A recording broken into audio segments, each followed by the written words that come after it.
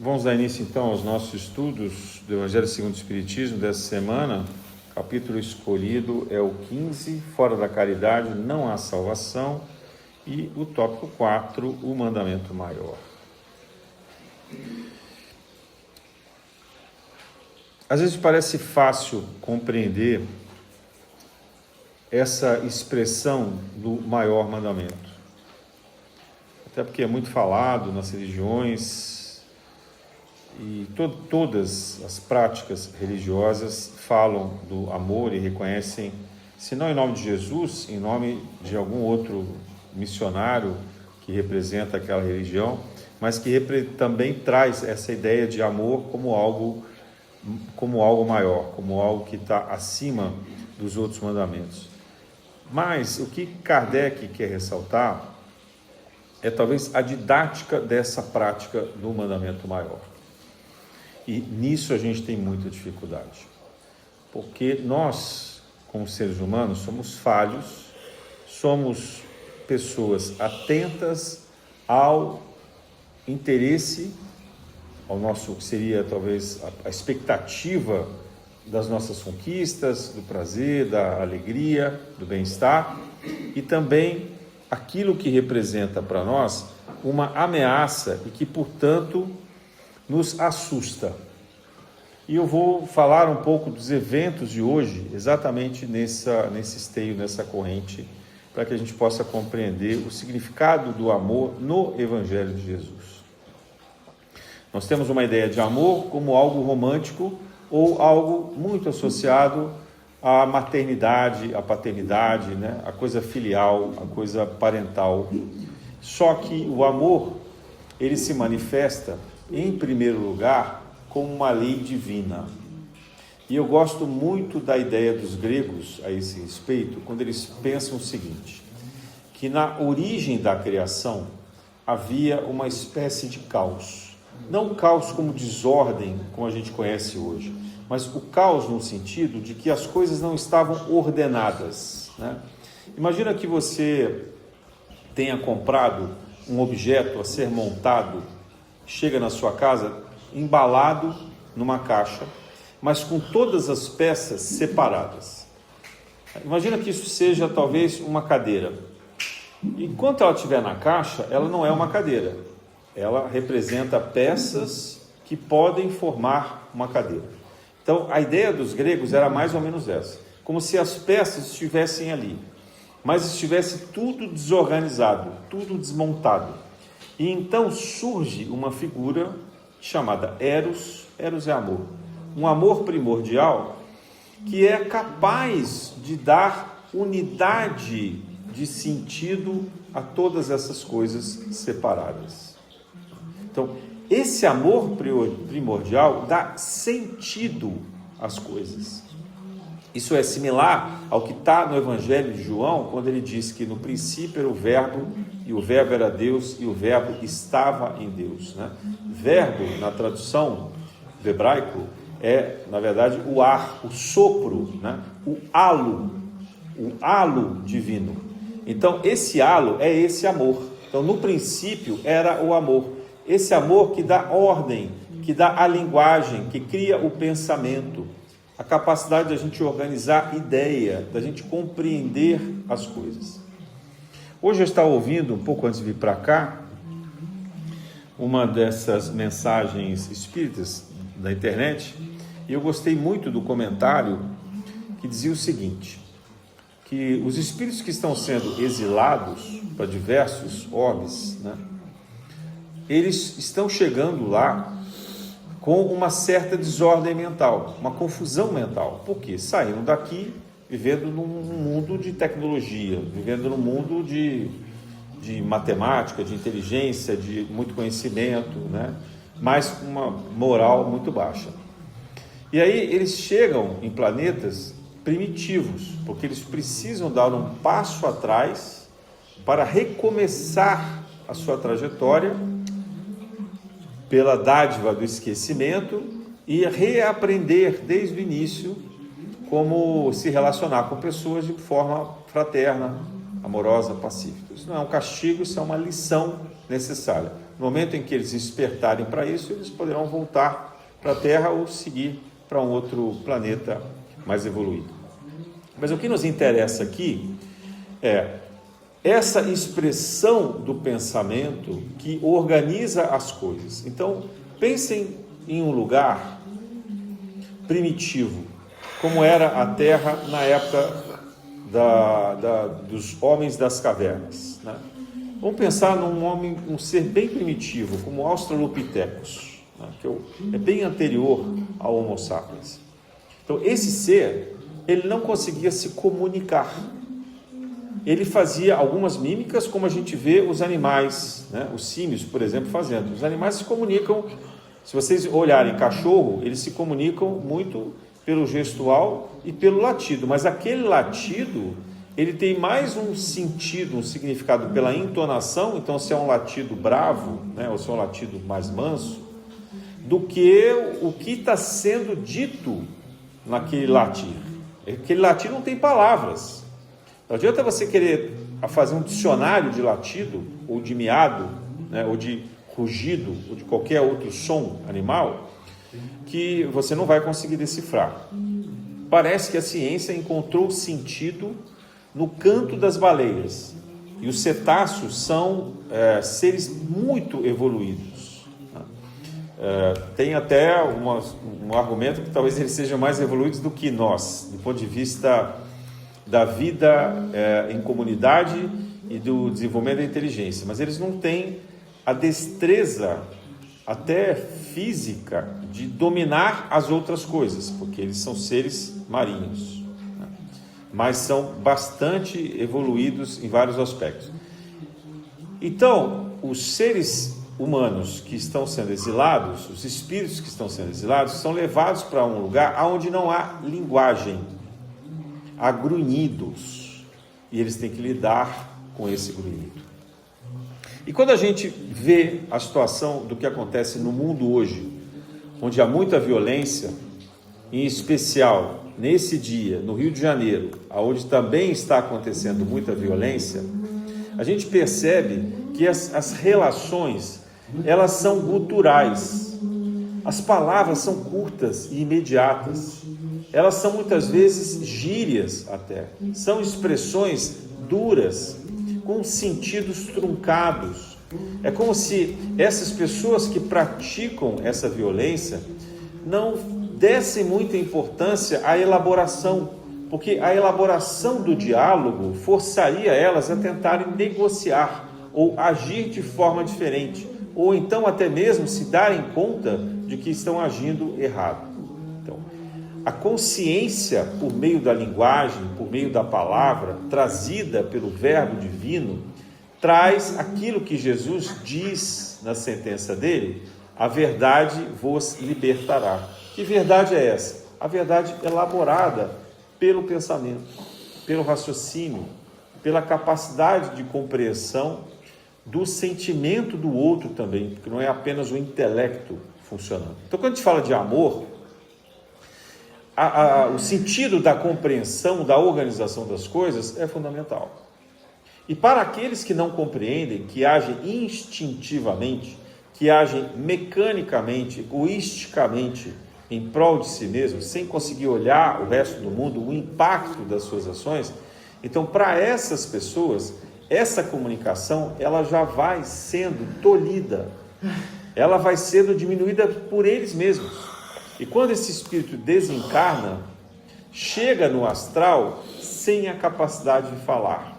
E nós temos vários depoimentos nos livros espíritas, principalmente nos livros de André Luiz, em que a gente percebe ali que muitos desses seres desencarnados se reconhecem em condições animais, né? Então eles se apresentam às vezes como lobos, ou como feras, ou até de uma maneira disforme, sem associar a um outro animal qualquer, mas vamos dizer assim, se revestindo dessa violência. Então, dessa maneira, o que a gente fala que vai acontecer no exílio, já está acontecendo nos umbrais, principalmente o umbral grosso, né? o umbral mais denso que nós temos na Terra, que seriam as regiões abissais. E o que a gente vê hoje nesses espíritos que estão encarnados e que são muito violentos é também essa maneira. A forma deles se apresentarem, a forma deles se comportarem, né? São comportamentos brutos, são atitudes muito impulsivas, muito instintivas, e há uma afinidade imediata com tudo que está relacionado à violência. É muito mais fácil para eles aprenderem a lidar com armamentos, por exemplo, do que seria para nós. Nós podemos sentir alguma repulsa, né, a ter que ter armas em casa. Eu me lembro da campanha que se fez no Brasil alguns anos atrás, para tentar convencer a população que era importante que as pessoas se amassem para serem livres, que é um argumento que existe hoje nos Estados Unidos e em alguns outros países. A Suíça, por exemplo, não tem exército e todo mundo tem arma em casa e todo mundo é treinado, educado para usar arma. E não houve quase adesão dos brasileiros. Então, viu-se ali algo em torno de, sei lá, 15%, 20% da população que aderiu a isso, com algum entusiasmo, depois até abandonou, mas não há um sentimento maciço de controle de armamentos, porque os brasileiros não se interessam por isso. Então, não está na nossa índole. Nós temos, talvez, já um certo cansaço disso, já lutamos tantas guerras, já nos envolvemos tanto com essa violência que a gente tem uma vertigem ao pensar nisso, né? Tem uma aversão a isso. Mas quando você vê um espírito que, no momento em que ele acha que pode adquirir uma arma, ele associa isso com um poder, ele associa isso com uma capacidade de manipulação social, então ele se distancia desse amor primordial, desse amor substancial. Ele está longe da linguagem, ele está longe da compreensão da verdade, né? Me disse alguém hoje assim, uma conversa sobre isso: a solução é a educação. Ok, né? A espiritualidade está tentando a educação há alguns milênios na Terra, mas chega uma hora que o espírito endurecido não ouve mais nada do que é dito para ele. Como a gente vivencia isso em casa, às vezes os filhos fazem isso com a gente está tentando explicar, ensinar, convencer, e eles não entendem, não querem participar dessa discussão. Então, nesse momento, a disciplina é necessária. Então você vai aplicar um castigo, você vai aplicar uma restrição para esse espírito, né? Para esse filho, para quem quer que seja. Não a violência. Violência, eu acho que a geração anterior a nós aplicou muita violência, né? Eu apanhei muito em casa. Não estou reclamando dos meus pais, não, porque eu acho que eles fizeram o que eles podiam e, pelo certo, de alguma maneira funcionou. Mas eu não tive coragem de replicar essa violência nas minhas filhas, né? E acho que muitos de vocês também não. Então a gente está numa geração em que essa violência doméstica ela diminuiu muito para as famílias com um pouco mais de cultura e educação nesse sentido. Mas só que hoje está acontecendo a leniência, quer dizer, a pessoa não bate, mas também não educa, também não impõe a disciplina. E aí a gente vê uma geração que chega repleta de mimimi, né? Uma geração que tem muita vontade, muito desejo, muita reivindicação, muitos direitos, mas que não quer trabalhar, não quer ter o esforço, o sacrifício, né? A dedicação que as gerações anteriores tiveram. E a gente está tendo um problema geracional, fruto de uma educação desqualificada, deslocada daquilo que deveria ser. Então, o momento social da Terra, não é só do Rio de Janeiro, né? Dessa violência desregrada, dessa violência que tem se mostrado cada vez mais intensa por um grupo minoritário. Assim, não é a Terra toda que está se tornando violenta, mas aqueles que são violentos, que é pouco mais de 10% da humanidade, representam hoje 800 milhões de pessoas. Se você pensa numa população de 8 bilhões, você está falando de 10%, são 800 milhões de pessoas. 800 milhões fazem muito barulho. Então, a Terra vive um momento sério de violência, né? Se estivermos falando no Rio de Janeiro, no Brasil, que tem uma população de 200 milhões de habitantes, nós estamos falando de 20 milhões de pessoas violentas. É muita gente. Não tem presídio para isso tudo. Algumas mais violentas, outras menos, mas afins, com afinidades relacionadas a essa violência, a esse grau de ignorância. Então nós estamos dizendo o seguinte: elas estão na faixa de baixíssimo alcance reflexivo do amor. E onde que eu vou explicar isso para vocês? Se não me falha a memória, no Missionários da Luz, André Luiz faz uma incursão à crosta terrestre nas colônias do terceiro umbral, principalmente naqueles campos intermediários entre as colônias e os locais de salvamento. E ali ele se depara com espíritos dormindo em cápsulas. E ele pergunta para o instrutor o que são esses espíritos, por que eles estão ali. E é informado para ele que esses espíritos estavam profundamente atormentados por pesadelos, por, na verdade, uma vivência paranoica, delirante, e que ninguém conseguia convencê-los de que eles precisavam despertar, acordar. Então, ou por mérito ou por intervenção de espíritos familiares mais evoluídos, que tinham também por si méritos, eles foram recolhidos no umbral e eram sedados para permanecerem ali naquelas cápsulas, onde eles recebiam constante passe, energia vital, mas eram mantidos adormecidos nos seus próprios pesadelos, revivendo as situações de dores, violência, distúrbios que causaram na sua encarnação terrena, de modo que eles pudessem pedir auxílio, se arrepender, sentir remorso ou alguma culpa, e aí sim receberem o atendimento. Só que alguns deles já estavam ali há mais de um século. E a previsão é que talvez ficassem por vários e vários séculos ainda. Porque não havia neles o menor sinal de despertamento. Então ali já há um debate que talvez esses fossem espíritos que teriam ou uma encarnação involuntária, trazido para uma última chance de despertarem aqui. E aí quem são esses espíritos que reencarnam? São espíritos trevosos, são seres violentos, porque eles vão chegar aqui ou totalmente deformados pelos males que causaram o seu perispírito, as deformações do perispírito, ou eles vão chegar aqui com toda a capacidade vital, mas agindo com violência, e vão ser atraídos para esses núcleos de violência, de guerras, né? de condições de batalhas urbanas e assim por diante. Então há uma chegada de espíritos muito intensa no mundo em geral durante a virada desse milênio, né, do anos 2000 para cá, como uma última chance, digamos assim. Esse grupo tem 20 e poucos anos, se a gente considerar final dos anos 80 ali, esse grupo está entre 20 e 40 anos aproximadamente, e alguns ainda na adolescência, mas assim, como a última chance.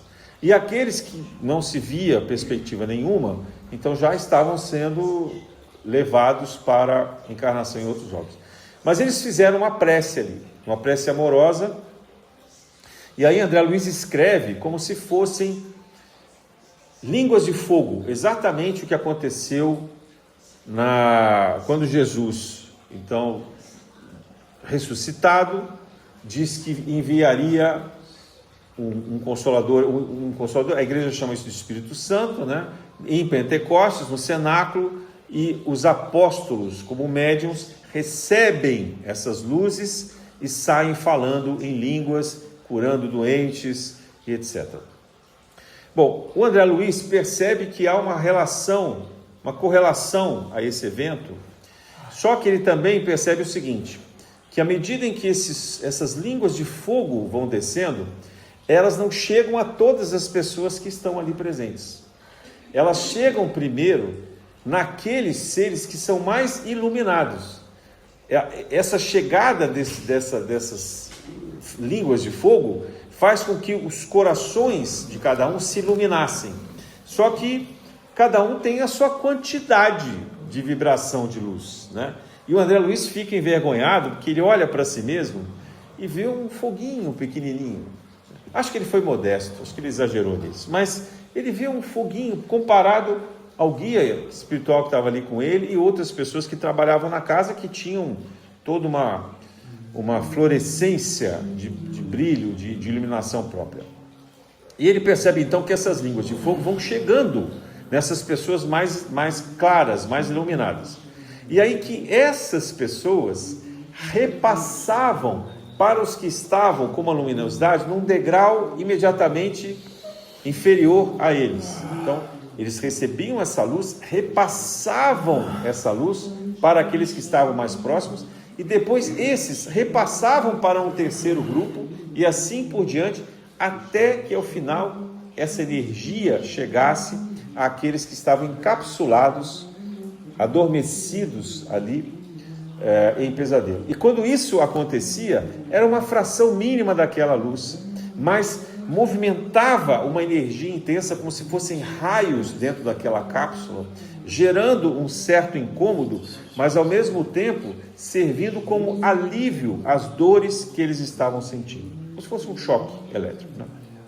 E André Luiz então pergunta: por que essa luminosidade espiritual, essas línguas de fogo, não atingiram todos de forma igual? E o guia dele diz assim: porque nem todos são capazes de suportar essa luminosidade, essa claridade, essa intensidade. Funciona como um fogo mesmo. Então, se esse fogo chegasse imediatamente aos níveis mais baixos, queimaria o perispírito.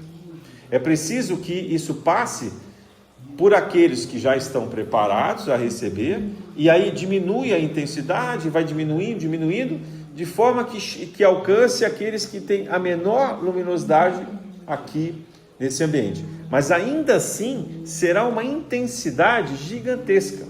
É mais ou menos como se a gente estivesse pegando um choque elétrico, desses que a gente vê de matar mosquito, e você colocasse na sua mão, você não vai sentir nada. Mas tenta fazer isso com um bebê, ou tenta fazer isso com um animal. Esse choque de 12 volts, que é praticamente inofensivo para um adulto, ele vai ser muito impactante para uma criança ou para um animal, tanto que ele mata um inseto. Você encosta aquela raquete num inseto, num mosquito, e o mosquito morre. Então é sobre isso que André Luiz está explicando ali. Então isso tem a ver com essa trajetória do amor, né? Não dá para a gente esperar que toda a intensidade divina, ou até mesmo de Jesus, ou ainda dos arcanjos, possam chegar a nós de forma pura. Para que o espírito elevado se comunique com a gente e frequente um ambiente como esse, ele tem que se reduzir, ele tem que se diminuir, ele tem que fazer com que essa vibração, essa iluminação seja fraca, para que a gente possa suportar. Na passagem da conversão de Paulo em Damasco, Jesus, quando aparece para Paulo, Paulo fica cego. Ele tem que ser curado por Ananias. É sobre isso que nós estamos falando. E olha que a gente está falando do apóstolo Paulo. Paulo não estava preparado para ver Jesus. E Jesus não devia estar em toda a sua plenitude. Para que os apóstolos João, Pedro e Tiago vissem Jesus na transfiguração que ele faz no Monte Tabor, junto com Elias e Moisés, houve toda uma preparação de Jesus. E o próprio Evangelho diz que eles dormiram.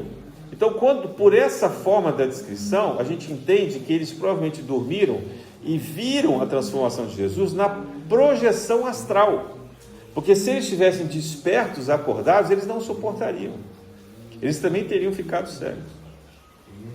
Então, o que acontece hoje no mundo não pode ter uma intervenção imediata da espiritualidade. Feriria o livre-arbítrio e ainda assim feriria o nosso corpo físico. Nós seríamos exterminados. Nós não suportaríamos essa luminosidade. Há uma descrição no livro de Ranieri, chamado Abismo, em que ele, visitando as últimas instâncias, ele percebe que há um sol ali no abismo.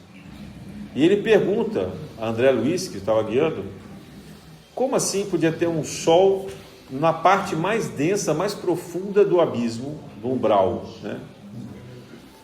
E ele diz assim: observe bem. E aí ele aos poucos vai acostumando a visão dele ali, né? Vai ajustando o perispírito, com a ajuda, obviamente, de André Luiz e de outros que estavam guiando, e ele se dá conta que não era um sol, era um arcanjo, o arcanjo Miguel, que diariamente, seguindo o ciclo solar, ele aparecia fazendo a trajetória como se fosse o dia e depois se apagava, representando a noite, e outros espíritos faziam o desenho das estrelas com as suas luminosidades, para que aqueles espíritos no abismo não se sentissem abandonados pela criação divina, para que eles se sentissem acolhidos como se vivessem na crosta terrestre, observando de fato o sol e as estrelas, mas que não eram. Era uma construção holográfica, digamos assim, feita pelo brilho próprio desses espíritos que os estavam acompanhando. Então vejam que importância que tem esse amor. Isso vale para nós lição, porque quando se diz que Jesus diz, vós sois deuses, ele nos convida a acender essa luz. Aí alguém vai dizer, nossa, mas a nossa luz é muito fraca, muito mais fraca do que a do André Luiz. Sim, provavelmente. Mas ainda assim, essa luz fraca, perto de alguém que não tem luz nenhuma, é uma verdadeira claridade. Para quem vive no Vale das Sombras, você acender um fósforo que seja, será de uma imensa claridade. Então, um vagalume, que na minha infância eu via muito vagalume, ia para os lugares lá perto da mata, não sei o que, naquela época tinha muito vagalume. Aquele grupo de vagalumes era capaz de iluminar o ambiente que a gente estava escuro. E era uma luzinha de nada. Você pegava o vagalume, levava para casa, botava num vidro, apagava a luz do quarto, e você via que ele sozinho não iluminava quase nada. Mas ali na mata ele iluminava muito. Então, nós somos essa espécie de vagalume convidados a iluminar o planeta, convidados a servir de orientação para aqueles que estão no caminho das trevas. E muitas vezes esses espíritos que são trevosos recebem de nós um preconceito gigantesco, uma raiva em devolução, um ódio, um pedido de exclusão.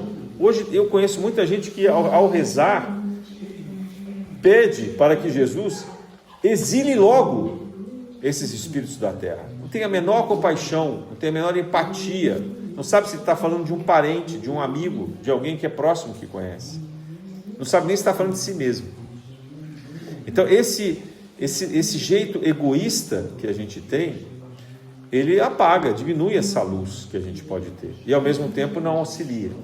E esses espíritos que estão nas trevas, se nós formos olhar com a lente que Jesus observa, que os espíritos mais elevados observam, nós vamos ver profundas dores e sofrimentos. Nós vamos ver condições dilacerantes de abandono, de sofrimento causado por perseguições, né? Por culpas dilacerantes. Então, o que nós temos que ter por eles é compaixão. É compaixão. Porque nós não somos capazes de entender o que eles estão passando. E nós não somos capazes de entender que quando eles pegam em armas, ou em bombas, ou o que quer que seja, e atiram em alguém, ou se lançam, se matam a si próprios, né, para tentar justificar uma defesa do seu estilo de vida, da sua crença ali, do seu domínio, eles fazem isso porque não vem alternativa. Ninguém explicou para eles que tem uma alternativa. Ninguém mostrou com amorosidade que eles podiam ser diferentes. Eu falava aqui do amor como linguagem, como verbo divino. Eles não têm esse verbo, eles não conseguem alcançar essa língua de fogo que liberta pela verdade. Então cabe a nós repassar isso, cabe a nós ter esse desprendimento do lugar que a gente ocupa para ser ponte aos mais necessitados. Mas a gente prefere ficar aprisionado, seguro nas nossas casas.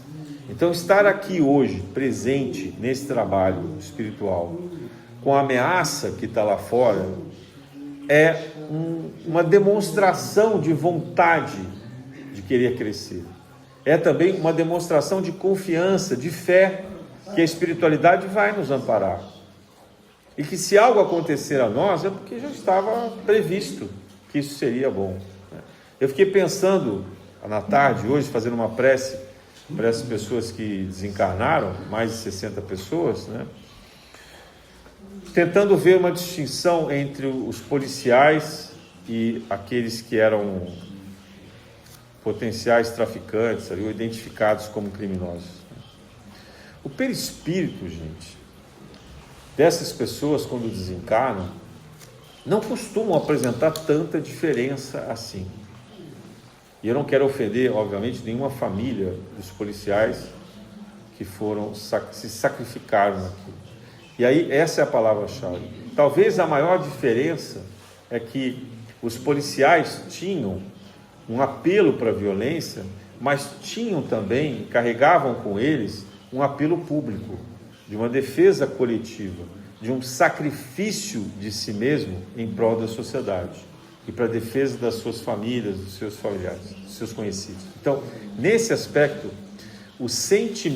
esse sentimento, se puro e verdadeiro, isso sim faz com que eles se elevem, possam ser socorridos imediatamente e dali libertados da dor para se recuperarem, reorganizarem o perispírito e poderem seguir para uma coluna espiritual. Mas se o sentimento, sejam eles policiais ou bandidos, for o mesmo da violência, da vontade de matar, do instinto da vingança, né? Então não há diferença qualquer, porque a função, a posição social não vale nada quando a gente passa para o plano astral. E ali, entre aqueles criminosos, havia alguns inocentes, ingênuos, induzidos como crianças e adolescentes a esse comportamento. Às vezes até forçados a manusearem, manipularem armamentos sob pena de sofrerem castigos severos. E aí, para esses, a espiritualidade consegue resgatar imediatamente também para que eles sejam socorridos e não tenham que passar pelas dores terríveis desses eventos dramáticos. Então, vejam, o que nos move é a vibração do amor. O que nos diferencia é principalmente a intenção que a gente faz as coisas. E não há ninguém que nos julga. Quando a gente desencarna, somos nós mesmos, é a própria consciência que aponta o rumo que vai seguir. E a grande maioria, infelizmente, aponta para um lugar escuro, trevoso, ainda mais violento e perigoso do que se tinha aqui na Terra. Por isso a nossa necessidade de compaixão. Aqueles que não estão despertos sofrem por não terem conseguido despertar. Não é porque não queiram despertar. O grau da ignorância pela maldade, nem sempre, quase nunca, eu diria, é uma escolha consciente. É claro que há aqueles espíritos muito antigos, maldosos, cruéis, que sabem, conhecem, já tiveram a oportunidade de se modificar, mas que escolhem, pelo livre-arbítrio, a permanecer nessas condições. Então, esses serão aqueles exilados, são aqueles exilados para reiniciar a sua trajetória como se fossem homens das cavernas, em outros planetas. Porque ali na lei do esquecimento, na lei da violência, da sobrevivência bruta, eles vão aos poucos reestabelecendo laços de amizade, de família, de respeito, pouco a pouco, vão desenvolvendo a linguagem, vão se comunicando e ainda por milênios de violência, em algum lugar, em alguma circunstância, eles vão despertar para a fraternidade. E vão ter o apoio de espíritos missionários, abnegados, que vão encarnar entre eles.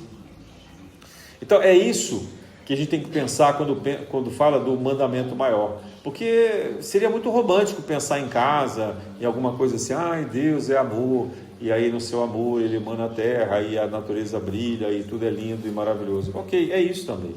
Mas na vida prática, esse amor faz a diferença, é no sofrimento, é na violência.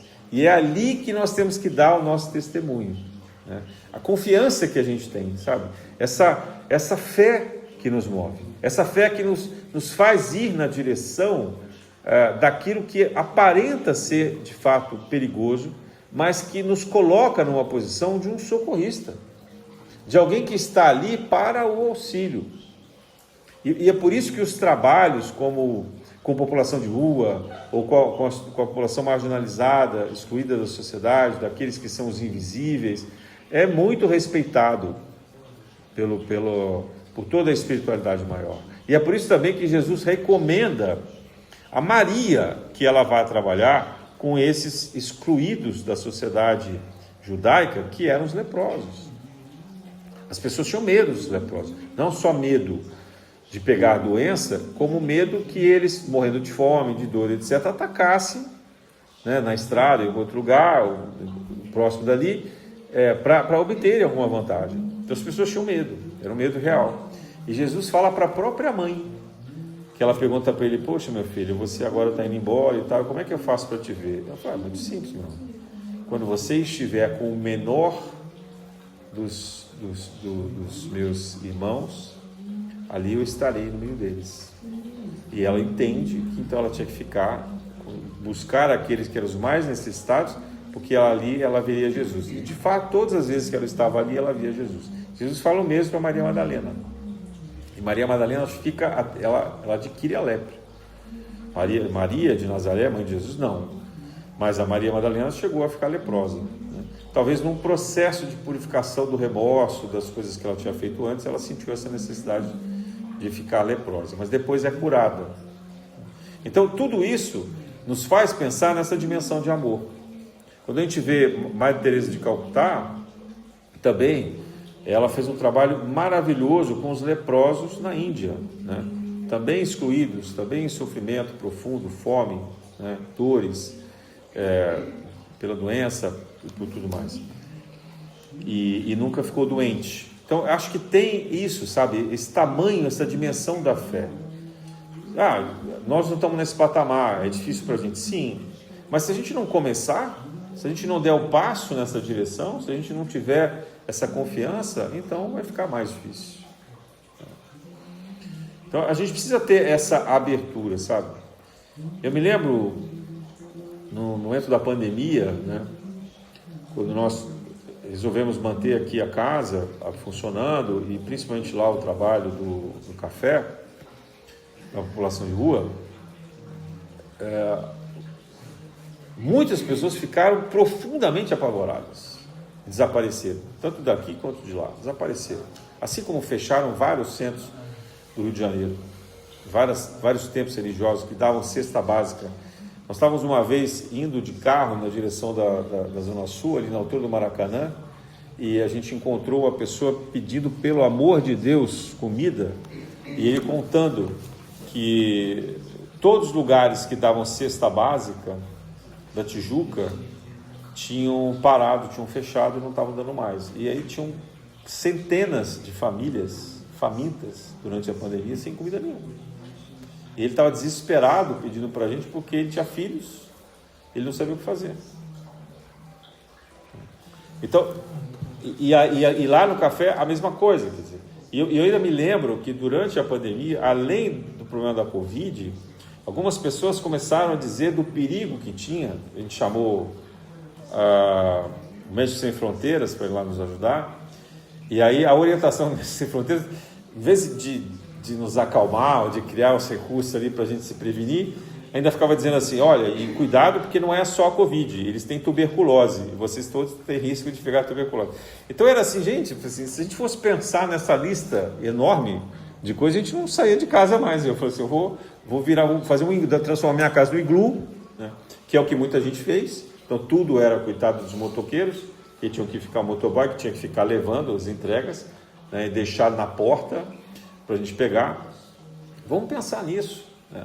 O que aquele medo, aquela convulsão social toda, sabendo que aquela máscara não resolvia nada, Aquela máscara, ela servia para quem usava a máscara corretamente não transmitir para outros, mas não impedia que quem tivesse com a doença se aproximasse de você, transmitisse para você, porque a máscara não evitava de fora para dentro, evitava de dentro para fora. Entende a diferença? E, no entanto, houve toda, né, uma estrutura, uma discussão social de comoção e de medo e etc. no entorno disso. E no final, quem teve que ficar doente ficou, quem teve que desencarnar, desencarnou. E muitos de nós que estávamos ali expostos, trabalhando, ainda com cuidado, etc., não ficamos tão doentes assim, né? Então, e a ciência não consegue explicar muito bem o que aconteceu. Mas aí entra a questão da fé, sabe? Essa fé que parece que cria uma certa imunidade. Eu não estou dizendo, por favor, para cada um de vocês se expor a doenças e sair por aí correndo esse risco. Não é isso. Acho que a gente tem que seguir todos os procedimentos, todos os protocolos de saúde que sejam recomendados. Mas o que eu estou dizendo é não carregar o medo junto. Tentar pensar que o medo pode agravar e muito. O medo abaixa a imunidade. Isso está comprovado pela ciência. Se você tem medo, o teu medo baixa a imunidade. Aí a tua chance de pegar uma doença é maior. O contágio, o risco de contágio é maior. Então a gente precisa ser capaz de lidar com o medo, né? A fé é sobre superar o medo, ou ir apesar do medo, e ir ao encontro das pessoas que precisam, ir ao encontro do bem, ir ao trabalho, ao encontro do trabalho espiritual. Então, no caso de hoje, estar aqui, né? Ter a coragem. Mas tá bom, tem pessoas que não podiam vir porque os lugares estavam fechados, as ruas, os túneis, etc. Obviamente que eu mesmo fui o primeiro a dizer, não venham, né? Fiquem lá. Mas quantos estão próximos e poderiam ter vindo? E é justamente a questão do medo. E quando a gente tem esse medo, ele beira o pânico. Então, e esse pânico impede o amor de chegar. O amor não consegue penetrar. É como se fosse uma couraça. E nesse livro, o Guia de André Luiz, ele explica o seguinte, que essa língua de fogo estava, por acaso, sendo visível ali. E havia sido enviada com especial cuidado de ajudar aquelas pessoas que estavam encapsuladas, aqueles espíritos ali. Mas que essa vibração, ela é permanente no universo. Esse espírito de luz, né? essa condição de luz, essa energia vibracional do fluido cósmico, ela está constante. Só que nós não vemos. Alguns chamam lá no Oriente de prana. Só que a gente não entra na vibração, porque todos esses sentimentos ruins que a gente mantém impedem da gente sentir isso. O dia que a gente for capaz de vibrar positivamente, com fé mesmo, de verdade, com amorosidade, a gente não vai nem precisar comer nada, porque a gente vai se alimentar disso e vai sustentar. Vai ser suficiente. E a gente tem casos registrados, documentados, de algumas pessoas que, principalmente na Índia, no Tibete, aqueles países onde são praticadas as religiões como o budismo e similares, o hinduísmo, que conseguem ficar vários e vários dias. Tem pessoas lá que foram registradas com 200 dias sem comer e sem beber água. Como que é isso? Como que é isso, gente? No frio, tem uma foto lá de um eremita desse, congelado, e ele não é afetado pelo frio. Como é que a ciência consegue explicar isso? Então isso tem a ver com essa sintonia, com essa frequência, com esse domínio mental, por meio da fé e por meio da amorosidade. Então, o que vale um encontro nosso hoje, num dia como esse? É que a energia positiva que a gente produz aqui se soma e serve para iluminar esses lugares que estão precisando. Eles carregam isso para lá, para esses lugares. Eles levam, porque a nossa luz individual é pequena, mas quando a gente está aqui falando do Evangelho, estudando, pensando em coisas positivas, a gente recebe uma luz maior vinda da espiritualidade e canaliza isso, transformando isso numa energia imensa, que pode ser utilizada para os locais que mais necessitam, que estão mais desesperados. E como a nossa energia é terra a terra, né, ela é um fluido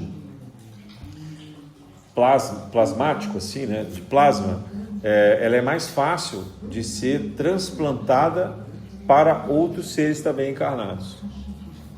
Por esse processo que o André Luiz estava explicando. Então, a nossa similaridade, a nossa semelhança de humanos permite que a nossa energia seja oferecida a eles como se fosse uma transfusão de sangue. Então veja como é bonito esse processo. E isso é o processo de amorosidade. É o processo que leva em consideração o estágio individual de cada um.